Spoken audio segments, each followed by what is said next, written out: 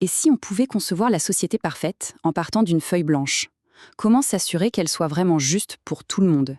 C'est la question monumentale à laquelle un livre a tenté de répondre et croyez-moi, il a tout changé. Aujourd'hui, on plonge dans Une théorie de la justice de John Rawls.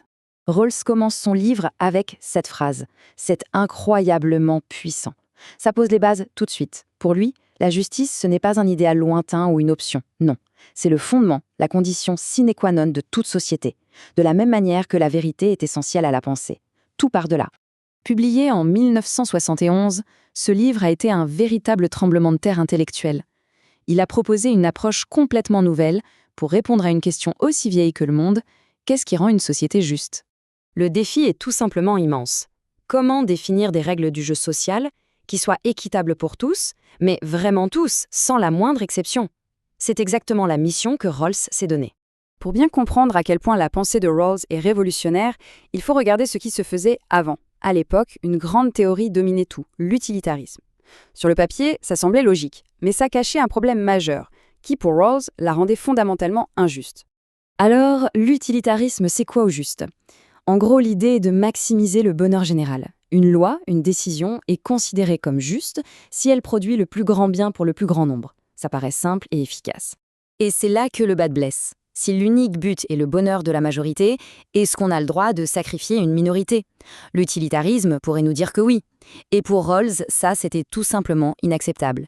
Il fallait donc repartir de zéro. L'opposition entre les deux est frontale. D'un côté, l'utilitarisme, où les droits individuels peuvent être mis dans la balance d'un calcul social. De l'autre, la vision de Rawls. Chaque individu est inviolable. Ses droits fondamentaux priment sur tout le reste.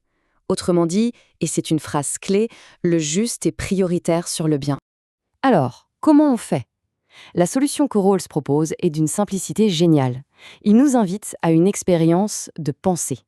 L'idée, c'est de mettre de côté qui on est pour un instant, afin de découvrir ce qui est véritablement juste.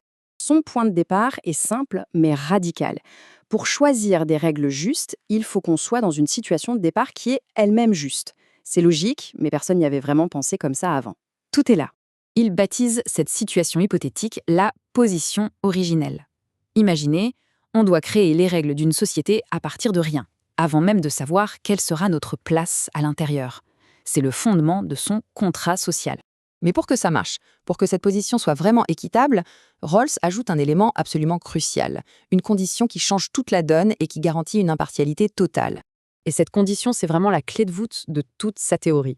C'est ce qui rend son expérience si puissante et si déstabilisante. Cet ingrédient magique, c'est le voile d'ignorance.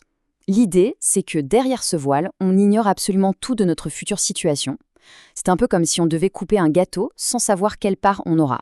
La seule stratégie rationnelle, c'est de faire des parts aussi égales que possible. Et concrètement, ça veut dire quoi? Ça veut dire qu'on ne sait rien. On ne sait pas si on sera riche ou pauvre, en pleine forme ou malade, issu d'une majorité ou d'une minorité. Dans cette ignorance totale, on n'a pas le choix. On doit choisir des règles qui protègent tout le monde, surtout les plus mal lotis, parce qu'on pourrait très bien être l'un d'eux.